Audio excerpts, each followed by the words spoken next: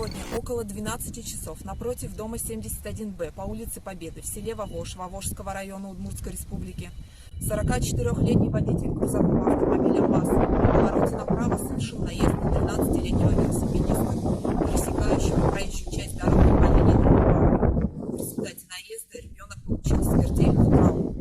Госавтоинспекция напоминает, водитель транспортного средства при съезде с дороги должен уступить дорогу пешеходам, велосипедистам, лицам, использующим средства индивидуальной мобильности, путь движения которых он пересекает.